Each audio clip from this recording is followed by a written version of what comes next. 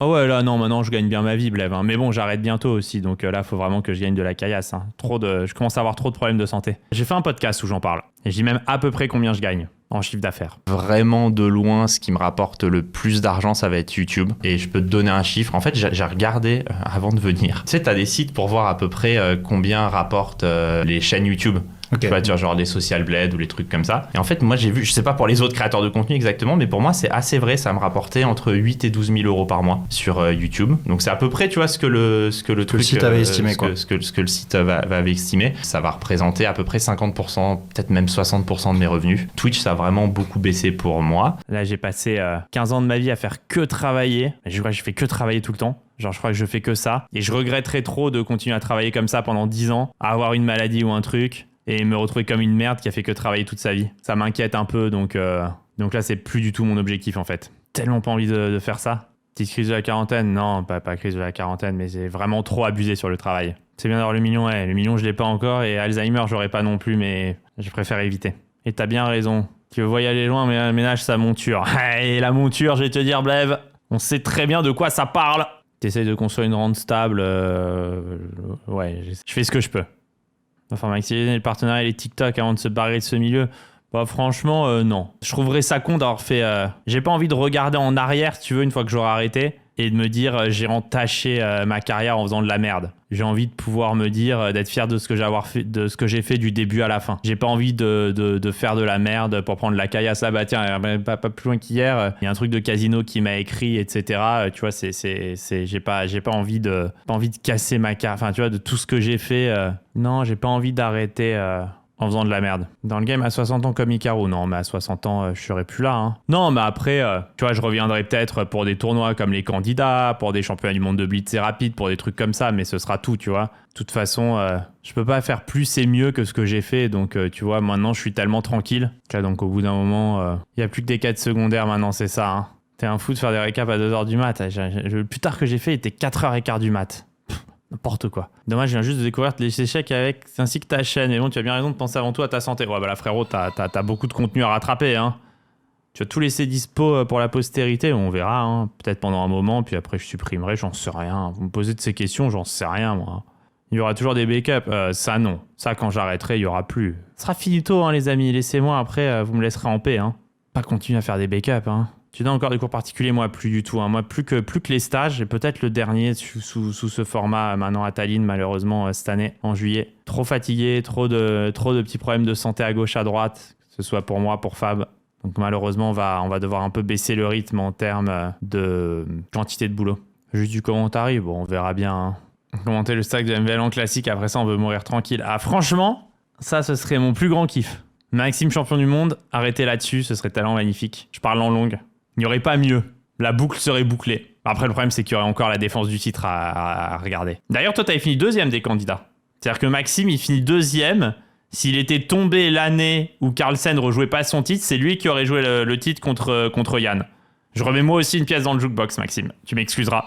Mais c'est vrai que c'était pas de bol, entre guillemets, puisque ça se joue finalement à quoi une carrière, hein. Parfois, il faut juste avoir un peu la chance qui tourne du bon côté. Après, c'est OK. Candidat 2028, c'est mon année. Oh que oui. Bah après, en vrai de vrai, est-ce que gagner le Norway Chess machin, là, le circuit l'an prochain, ce serait pas un sacré aboutissement? En vrai de vrai. Parce que j'ai l'impression, pour moi, hein, un peu observateur extérieur, que le circuit du Norway Chess 2027 ressemblera beaucoup plus à un championnat du monde que toutes les autres dopes qu'on nous sert. Franchement, hein, je le dis franchement. Parce qu'il y aura Carlsen, parce que ce sera en 3 cadences, parce que ce sera sur 4 tournois. En fait, il y a plein de choses et de raisons qui me font dire que le Norway Chess 2027, pour moi, ce sera le prochain vrai truc. Même si ce sera qu'un qualifier au candidat. Circuit 2027, c'est main en vrai, mais déjà, il faudra se qualifier. Pour moi, ce sera un vrai titre de champion du monde, ce truc-là. Pour le coup, parce que... Finalement, est-ce que ça n'a pas plus de valeur que le titre de champion du monde du match, même si pour les livres d'histoire, machin, vous me direz, ce sera le titre de champion du monde qui continuera l'histoire, mais si on prend vraiment le truc en soi, t'as l'impression que le Norway Chess de 2027, il y aura 2 nouveaux Carlsen, il y aura tous les jeunes, et ce sera en quelque sorte un vrai titre de champion du monde. Mon take est osé, ouais, mon take est osé, mais mon take, je le considère vraiment comme ça. Il y a 3-4 mois, je pensais que j'avais 40 ans cet anniversaire. Et je sais pas pourquoi, je m'étais mis dans la tête que j'avais déjà 39. Donc je sais pas comment j'ai fait ça, mais je me suis auto-trick mon cerveau. Et du coup, quand je me suis dit, c'était début d'année là, quand j'ai vu 2026, j'ai dit, ah ouais, putain, mais j'ai pas 40 cette année, j'ai que 39. Je me suis dit, ah ouais, mais j'ai une année de plus, quoi, tu vois. Donc je me suis mis un peu dans le mal de base à me dire que j'aurais 40 ans cette fois-ci. Puis finalement, j'ai l'impression d'avoir une année bonus là. Donc je pense que ça va pas me faire cet effet. Parce que je l'ai un peu eu en août, septembre dernier où je me disais, ah ouais, dans 6 mois j'ai 40, machin, je passe un cap et tout. Et attention, Claude dirait que tu rentres dans ta 40e année. Mais c'est à cause de ça, Ethan, que je me suis fait avoir. C'est qu'à force de parler avec mon père et que mon père il rajoute toujours un an, au bout d'un moment, je sais pas, je me suis auto-monté la tête à cause de ça. À force qu'il dit c'est dans ta 39e année, machin, t'as déjà 39, nanani, nanana. À un moment donné, à force d'écouter Claude, j'ai pensé que j'avais vraiment 39. Et finalement, tout d'un coup, je dis, ah ouais, non, merde, en fait, dans les vrais comptages, j'ai 38. À 39, on croit qu'on est vieux. À 40, on croit qu'on est vieux à 50. À 50, on dit qu'on est vieux à 60. Ouais, et mon padré, il va avoir 70 et il a toujours la forme. Hein. Non, le padré, c'est très solide. Hein, je peux vous dire, c'est très très solide. Mais pour ceux qui ont suivi le live d'hier, j'ai ma merde d'estomac là, mais qui va beaucoup mieux d'ailleurs aujourd'hui. C'est quasiment passé, mais apparemment, faut que j'évite le stress. Trop parler, c'est pas non plus très bien. Et le froid, c'est pas bien non plus. Et c'est vrai que pour le moment, j'ai suivi tous les conseils de l'IA. Ce qui est quand même assez inquiétant pour ma soumission aux intelligences artificielles. Mais j'ai suivi tous les conseils de Gemini Pro et je dois dire que c'est assez spectaculaire à quel point ça s'arrange. Genre à quelle vitesse ça va. Et donc il m'a dit d'éviter d'avoir froid et que c'était mieux d'avoir un poil chaud. Je suis les conseils. J'ai dormi côté gauche. Non mais j'ai tout fait. J'ai pas bu de café. J'ai acheté une tisane alcaline. Enfin si tu veux, je suis esclave de l'IA quoi. Je suis complètement esclave de l'IA. Là, je suis sur. J'ai trouvé une tisane alcaline, donc je bois ça pour complètement alcaliniser mon estomac. J'ai mangé quoi? J'ai mangé un peu d'œufs de saumon, des avocats. Enfin, je suis complètement un esclave de cette merde en fait. Mais ça fonctionne tellement bien et c'est tellement impressionnant à quelle vitesse j'ai arrêté d'avoir mal que le fait d'éviter le froid pour éviter que l'estomac se tende, machin et tout, bon, je suis tous les conseils. C'est quoi de tisane? Je suis intéressé, je sais pas, je suis au supermarché, il y avait une tisane Yogiti, pour le coup, avec écrit alcaline. Bon bah du coup j'étais comme un con sur le truc, oui, je crois qu'alcaline c'est plutôt l'inverse de l'acidité, donc j'étais très heureux. Bon bah il m'a dit oui, vous devez absolument prendre cette tisane qui va vous faire du bien et qui va complètement contrer l'acidité de votre estomac. Bon, j'ai tout de suite acheté, j'en ai déjà bu 2, enfin tu vois je suis quoi. Mais là s'il me dit, je sais pas ce qu'il me dit d'aller bouffer, je mange quoi, ou j'achète, je commande, je me bats quoi. Enfin, je fais absolument tout ce qu'il dit, enfin c'est placebo un peu aussi, non mais j'en sais rien si c'est placebo ou pas, mais moi il me dit de faire un truc, je le fais quoi, je réfléchis pas. Non mais il m'a pas mal sauvé quand j'avais mes problèmes d'oreille aussi. J'ai eu du bol parce qu'en fait, il a contredit l'avis du généraliste que j'étais allé voir sur un truc d'oreille. Et du coup, j'ai eu le réflexe d'en parler à un de mes amis qui est généraliste du coup. Et il m'a dit ouais, ton généraliste a raconté n'importe quoi, l'IA a raison. Ben, du coup, depuis, je lui fais extrêmement confiance quoi. C'est pensable être bien cette relation à l'IA. Ouais, mais le problème, c'est qu'il donne des bons conseils. C'est pas l'IA qui va te palper le ventre ou regarder ta prostate. Je te rassure, c'est pas toi non plus. C'est bien quand t'as des petits trucs comme ça, quand t'as un peu mal, un petit truc, avant d'aller voir le médecin pour avoir des conseils un peu généraux, c'est plutôt cool. Puis là, ça permet d'éviter des erreurs. Moi, je faisais un peu nimp en fait. En fait, se faire aider par une intelligence artificielle, du moment que tu réussis à avoir ton esprit critique et à réfléchir, au contraire, c'est un gain de temps.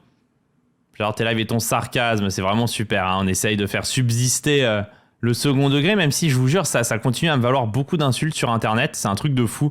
Là, il y a pas longtemps, j'ai mis le short où avec Maxime Biaggi me demande à partir de quel elo je respecte les gens et je lui dis que je respecte n'importe quel niveau, on s'en fout. Et puis après, il me dit parle-moi vraiment et je lui dis à partir de 2800 et le nombre de gens qui m'ont écrit par rapport à ça, ouais, machin, tu te prends pour qui? Mais genre, c'est que c'est du second degré, c'est dit que c'est du second degré en fait. C'est-à-dire que c'est littéralement dit, enfin, il y a carrément l'extrait, Ludwig, quand il a fait le montage. Il y a carrément l'extrait qui montre que c'est du second degré. Il a mis un emoji troll et tout dessus. Genre, il y a tout est mis à l'écran, tout est fait, tout est mis entièrement pour que ce soit dit que ce soit du second degré. Les gens comprennent vraiment pas. Parce qu'est-ce qu'on y peut? On n'y peut pas grand-chose, hein, mais c'est vraiment un truc de fou. Les gens vont me faire du drama pour rien. Je pense surtout qu'il y a un pourcentage des gens qui sont juste bêtes, en fait, et c'est difficile de lutter contre la bêtise de certains, hein. À un moment donné, faut appeler un chat, quoi. Quand t'as tous les codes du second degré, que c'est écrit dessus et que t'es pas capable de le comprendre, c'est même plus une question d'humour se perd, c'est une question de bêtises, et puis c'est tout, en fait. Il y a un moment, il y avait quand même quelques indices depuis l'école, quoi, on va dire ça comme ça. Quand la prochaine backup, peut-être l'an prochain. Pas cette année en tout cas. Cette année, il y en a déjà une. Si on a une autre, ce sera en 2027. Hein, là, 2026, on l'a faite rapidement. Moi, on était sûr de pas rater. Ça a commencé d'ailleurs avec le cahier d'entraînement tout juste reçu. Ouais, tu vas tout déchirer Zuriski, là, c'est sûr. Ça fait longtemps qu'il n'y a pas eu de sub battle. Plus personne n'en fait vraiment. Hein. Vraiment, la création de contenu dernièrement, elle a beaucoup changé. J'en parlais maintenant. L'immense majorité des créateurs de contenu se sont vraiment tournés sur le contenu très court. Et il n'y a plus beaucoup de réelle communauté, en fait. C'est un peu bizarre. Mais c'est devenu... c'est plus comme avant, en fait. On fait partie un peu des derniers des Mohicans. Et salut le Freeze, joli le nouvel overlay. Ouais, j'aime bien la lumière bleue derrière. Je trouve que c'est apaisant. Je trouve qu'il fait plus sobre et pro. Et je pense que je suis quelqu'un de sobre, non? Même ma femme, elle dit mes goûts vestimentaires, généralement, sont trop sobres, quoi. C'est vrai que j'aimerais bien être plus extravagant, mais c'est pas moi, je suis sobre. C'est terrible d'être sobre. Je trouve que ça fait un peu plot, non, d'être sobre. C'est quoi ton style sobre? Ouais, ok. Dis-moi que t'es un plot, mais dis-le moi différemment, quoi. Sobre mais élégant. Je suis pas sûr que je sois vraiment élégant, je crois que je suis vraiment sobre. J'aurais plutôt classe chic. Pas vraiment en réalité, Corinne. Je crois que j'ai des goûts de chiottes en vrai. En vrai de vrai, hein. Si on se parle franchement, quel âge as-tu, jeune homme élégant? 39 dans 5 jours. Sobre égale sans saveur. Ouais, mais tu vois, même là, tu vois, j'ai un petit pull col roulé que j'aime beaucoup. Tu vois la couleur, c'est uni, c'est machin, c'est sobre, quoi. Mes lunettes sont sobres. Ma gueule est sobre, en fait. C'est vrai, même quand je vais faire du shopping ou quoi, tu vois, je suis jamais attiré... De temps en temps, je suis attiré par un truc un peu extravagant, puis après je l'essaye et puis je vois que j'ai absolument rien qui va avec et puis que de toute façon je le porte mal. Tu sais, j'ai vraiment un problème avec ça. Alors que j'aime, tu vois, sur les autres, mais j'arrive pas à le transformer. Vraiment cool ton pull, ils font le même pour hommes. Et ben, ça fait plaisir comme message, comme ça, premier message de la commu. Mais j'ai envie de dire, Vince, moi c'est ce que je dis souvent aux gens qui viennent avec un premier message comme ça, c'est que c'est un message agressif, on sent que tu veux te faire remarquer.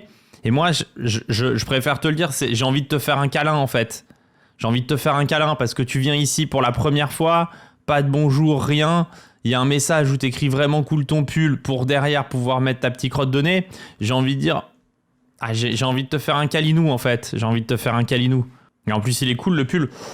Bon, ouais, c'est un petit pull sympatoche, mais sobre quoi. En vrai, c'est un pull que je pourrais porter. Et arrêter ok sur ce stream, donc fort probabilité qu'on sache pas s'habiller. Après c'est un pull sympa, hein. Moi j'aime bien ce pull. Franchement petit col roulé, tranquille, on est bueno quoi.